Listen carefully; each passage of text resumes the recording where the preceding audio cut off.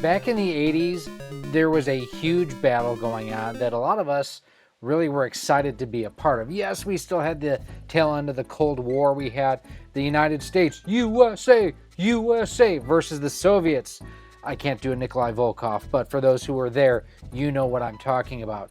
But in addition, in the living room, there was a battle that started before a lot of us even realized what a console war or the bit wars even was. And I'm talking about the battle between the Atari 2600 and the Nintendo Entertainment System. See, Atari was the forerunner as far as getting video games into the living room. And we had it, we loved it, we played a ton of it.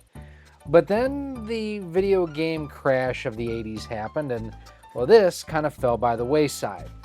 Nintendo, having success in Japan, brought their Nintendo Entertainment System to the US. We all know about this.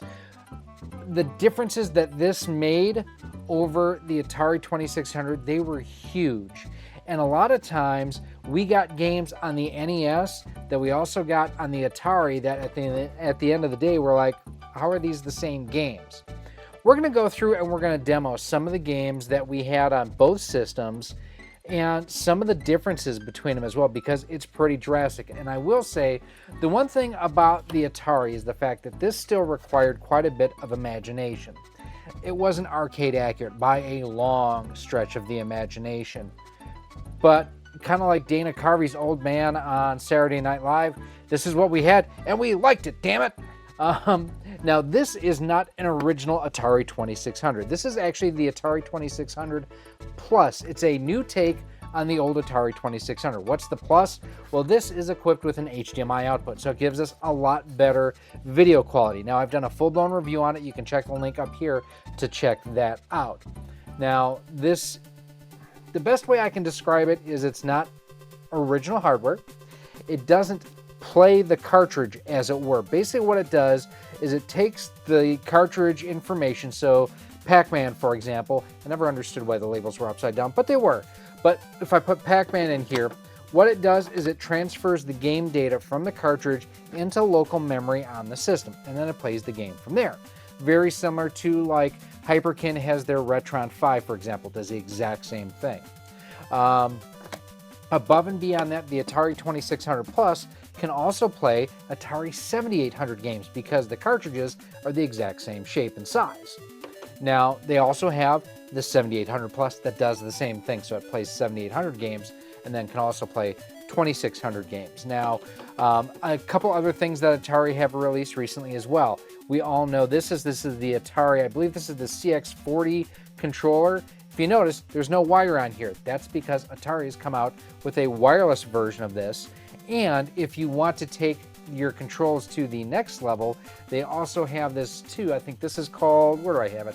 This is the CX78 Plus gamepad, and much like what we have here, this is also wireless. You can use, it comes with a USB dongle or a dongle that'll plug right into the system itself.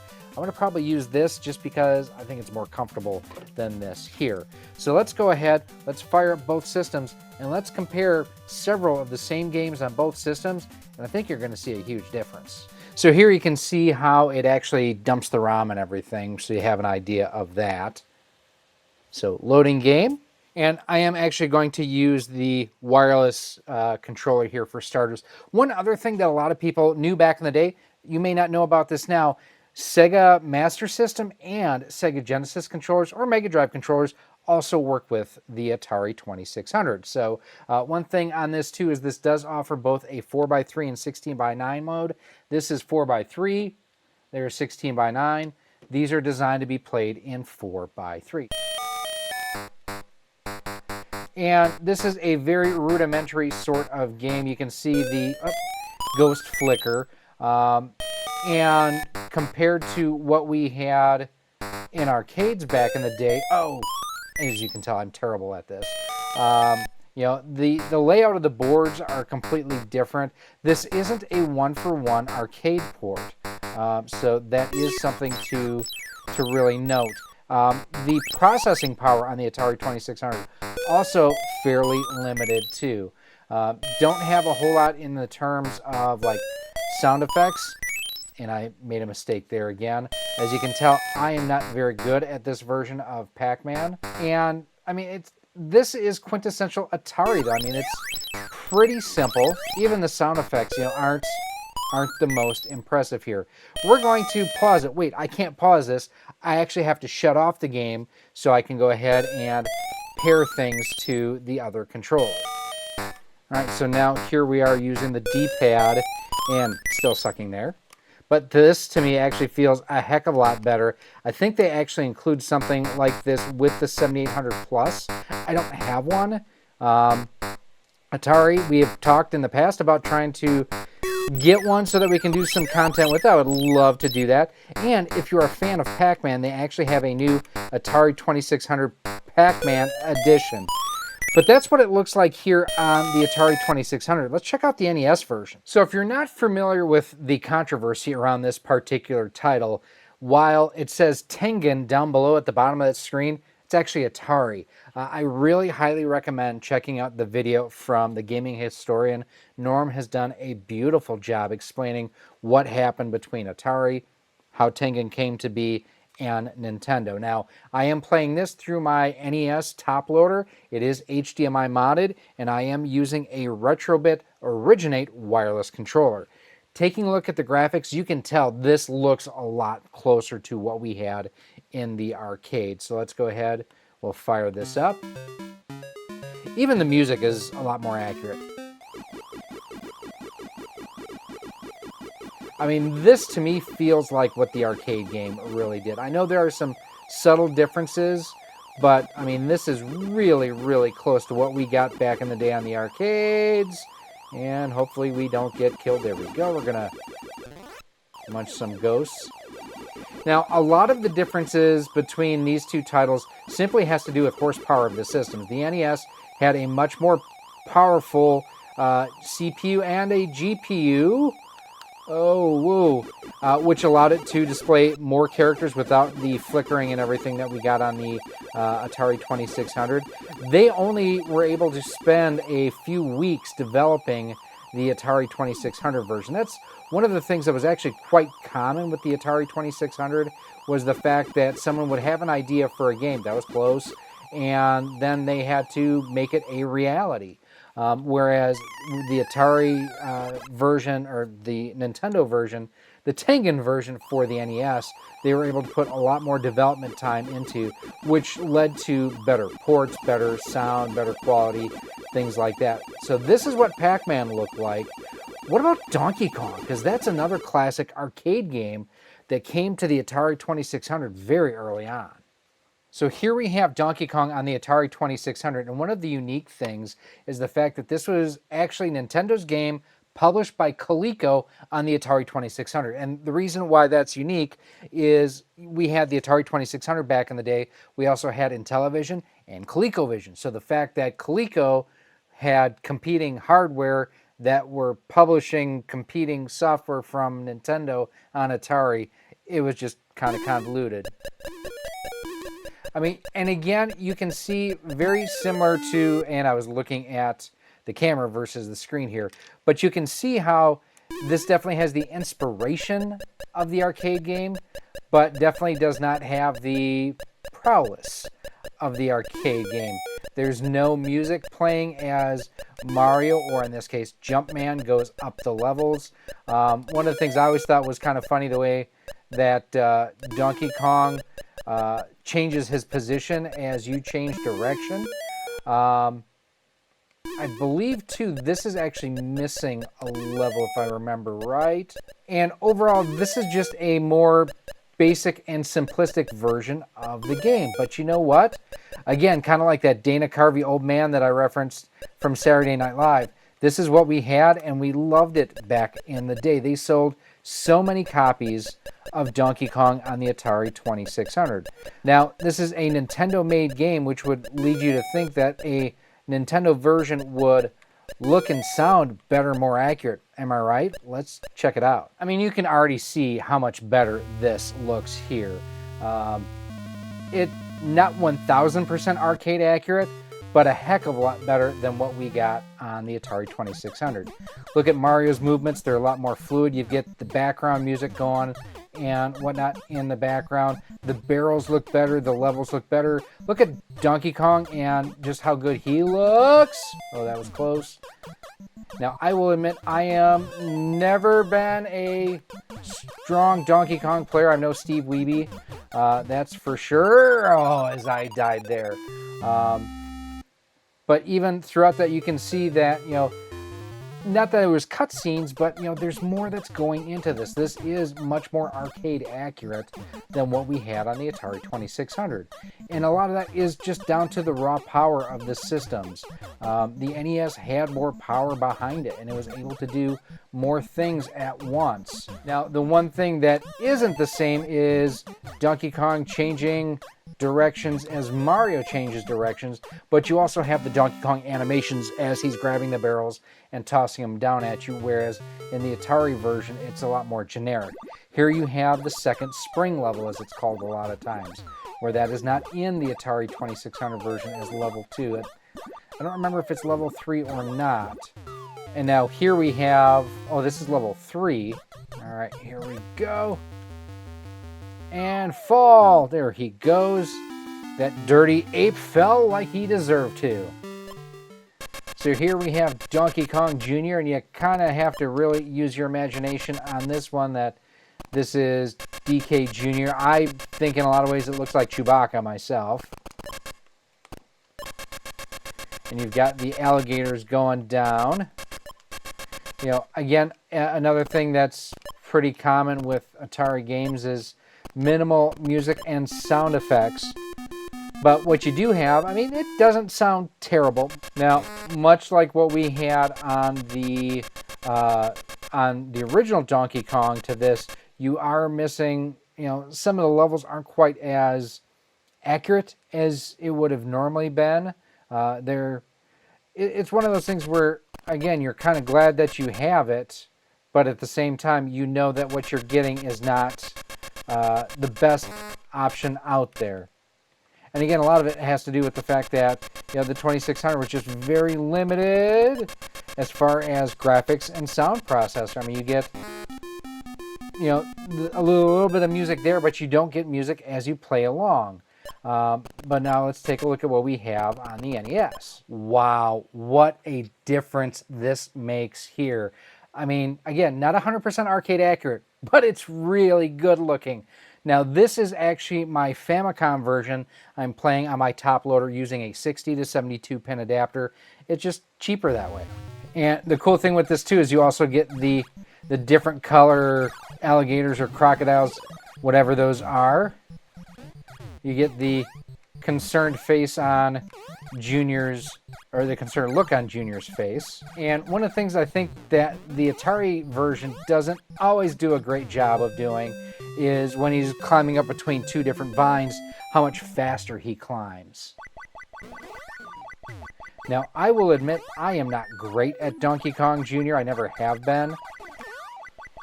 All right, so we got that on. We got that. Let's see if we can... Hey, we got that. I don't know that I've ever done that before. I got hit there. But again, you can see the graphical fidelity difference that we have just over the course of a couple years with a new generation of hardware. It's a huge change. So this is Popeye, and I don't think this looks great at all. It actually has good music there. Now, one of the fun things about this is you do actually get some of the the music and whatnot from the original arcade game. Watch out for that. But I have a hard time telling that Popeye is actually throwing punches. You do get the Popeye the Sailor Man music as well. And we just knocked Bluto off the edge of the map. So this is definitely, has better music than what we had on earlier versions. But from a graphical standpoint, it is still extremely limited versus what we had in the arcade. What a difference, again, just a few years makes. Again, we're not pixel perfect with what the arcade was, but this still looks a lot better than what we had on the Atari 2600. You can tell the character sprite differences between Popeye and Bluto. You can tell Olive Oil definitely looks better up top. Whoa. We got hit by Bluto. Well, we jumped off and hit Bluto there. Let's see if we can do a little bit better this time through. Bluto, where are you going? But this, again, you've got better music. You know, the Atari 2600 did have music throughout, so that is something to note. That was an improvement over some of the other Atari games that we've played thus far. But, I mean, the looks, the design, the graphics of the NES version, definitely much closer to the arcade version than what we had on the Atari 2600. And I think that's a lot of the huge difference, too. And maybe for someone like me who, you know, this is what I grew up with. I had a 2600, but I never have had the love for the 2600 that I have for the NES. And these are a lot of the reasons why. If there's one game I probably played more on the Atari 2600 than any other, it is The Empire Strikes Back. And that's because I was a huge Star Wars nerd. Still am in a lot of ways. Got him! And I mean, this is a very simplistic sort of game. There's not a whole lot extra going on here. In a lot of ways, it's like a Defender. There we go, got another one. The main thing is we need to make sure that the AT-AT walkers do not get to the Rebel base to go ahead and blow it up or blow me up. Got another one. 4 to go. Got another one. We're down to 4. Now, you can hopefully kind of see the appeal that this game could have had. But if you like this, check out what we got on the NES. Now, I don't actually have an Atari version of Star Wars New Hope, but I do have it on the NES. Also a great game. I've got on the Famicom another drastically different game than what we got here in the United States. But let's go ahead and we're going to check out The Empire Strikes Back because I loved this game on the NES. I mean, you got cutscenes. Look at the cutscene. Sensors show a meteor. I mean, it takes you through the whole movie coming through here. So,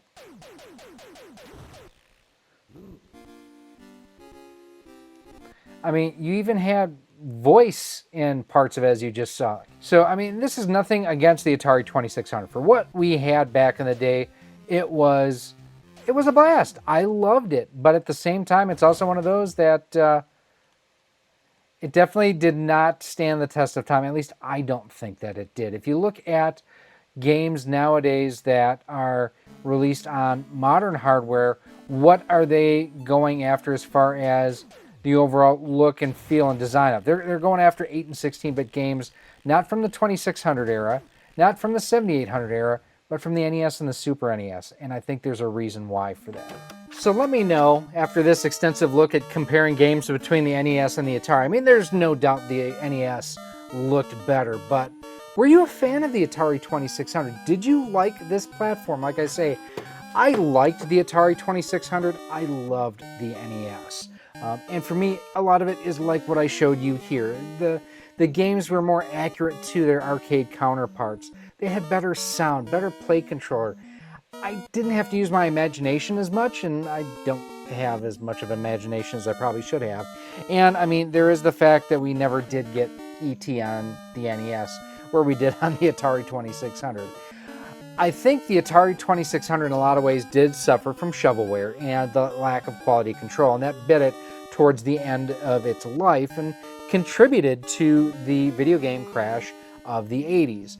The NES just took everything that was right about the Japanese side with the Famicom and what that was doing over in Japan and evolved it for a US market and did so brilliantly. And a lot of people don't even realize the fact the original Super Mario Brothers, that was not a launch title for this. That came along after the initial launch. And with that, the NES was off and running, and we got so many great games. And it makes sense that we got a lot of the same games from the 2600 on the NES because they're classics.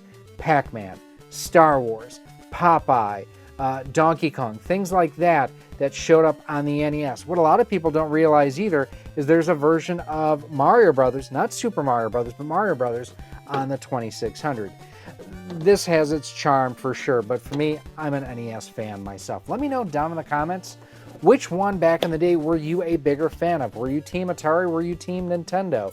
Also go ahead too and check out our full-blown unboxing and review of the Atari 2600 Plus. This is a really neat system, especially if you are a fan of the Atari 2600, and their wireless controllers work pretty good. Now, if you do want to check out that unboxing and review, I'll have that link for you right up here. I'm sure you're going to love it. Make sure you check it out.